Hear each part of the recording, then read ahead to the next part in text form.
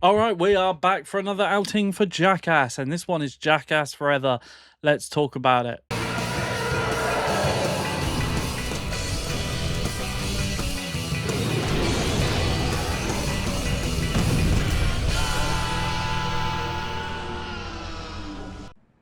What is your name? Kenneth Aaron McGehee. Okay, next question, Aaron. Are you really allergic to bees? Yes. Oh boy, I think he told the Porky. Ow! Ow! I'm fucking allergic to bees, man. I got tested by doctors.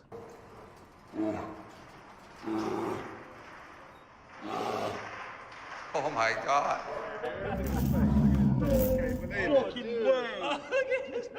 Aaron, remain calm. See, I'm going to see Jackass as we record this. I'm seeing it on Friday, I believe, if the tickets get released. But if you are watching this video as it goes live, I'll be seeing this video. I'll be seeing Jackass Best and Last tomorrow, hopefully, if all things go to plan. And I saw this Jackass Forever movie in the cinema in 2022. Again, it's directed by the same people, Jeff Tremaine, produced by Johnny Knoxville. This one doesn't obviously have Ryan Dunn. He passed away, and they do pay tribute to that in this movie. Over the credits. It also doesn't have Bam Margera, which is a staple for this series. There was a bit of kind of drama behind the scenes in terms of Bam Margera being sober and all that stuff, which I don't really want to go into here for this review. But reviewing Jackass Forever, like I've said with the other movies, it's very hard to review a Jackass movie because it is just a bunch of stupid shit sewn together with no narrative. But that's what makes Jackass Jackass, and I love the Jackass series and movies. Saw this one in the cinema. They really ramp up the intro on this one to a ridiculous degree. The budget on the intro alone must have been crazy. We go then into this little quiz game sketch thing where if they get the answer wrong, they get hit in the balls, right?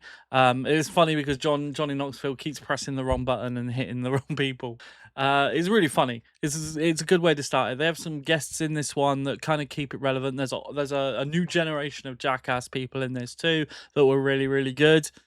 But there's something about an older cast doing Jackass that makes this really, really good. It's just an interesting play on it, like the oldies and the newbies kind of feel to it. And I like it because they're all just saying they're too old to do this and they can't believe that they're still alive. And I think Steve-O mentions like, oh, he has to do this without the help of drugs, right? It's just ridiculous. There's this longer sketch and they're in these different rooms and they turn the lights out and they pretend that there's a really poisonous snake amongst them, and some of them are just absolutely flipping out with no idea what's going on. I love that stuff. When they have Aaron in a chair with salmon and honey on him and he doesn't know what's happening and a freaking bear comes in. Like, how are these people still alive? I do not know.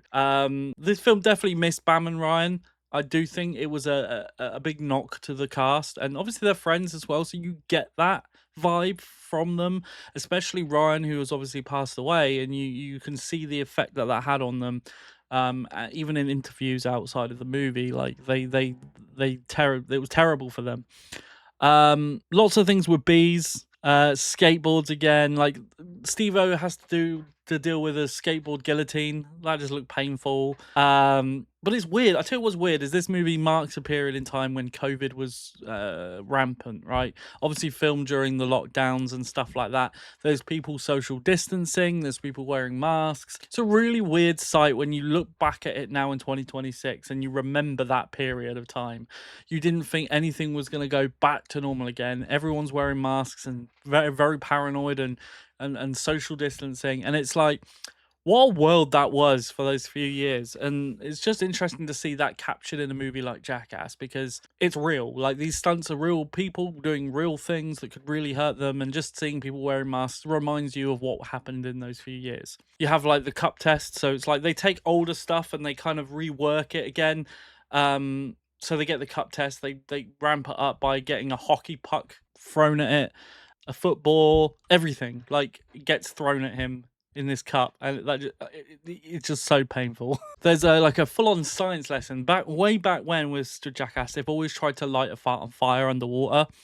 They keep trying to do it, And they do it in this one with a full-on science lesson. They have all this massive tank and like all these like gadgets and stuff to get it working, and then it's filmed underwater. It's insane. And they finally got it done, which was great. They have the spider mask. No, that's a big note for me. Anything with big spiders like that was just horrific to watch.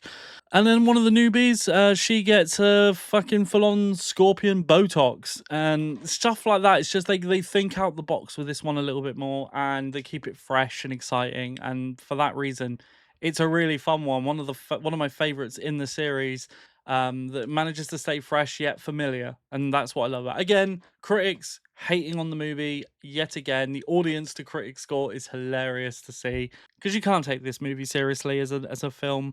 You can watch it. I said this before in my last review. You can watch it in any order. You can watch half of one, half of the other. There's no narrative. It's just a bunch of clips, and you can see why skits and stuff got popular on TikTok and social media. This is where it came from. So I'm looking forward to best and last, but yeah, I would say that this one is cinema worthy. Absolutely. Guys, what did you think of the movie? Let me know down in the comment section below. I'd love to know your thoughts, and I'm looking forward to the new Jackass movie. Are you going to go see it? Let me know. I'm also going to check out Supergirl at the weekend, and I'll drop my thoughts here with a review as well as Superman. I'm going to drop my review for the 2025 movie as well. With that being said, I'll see you real soon in the next one. Take care of yourself.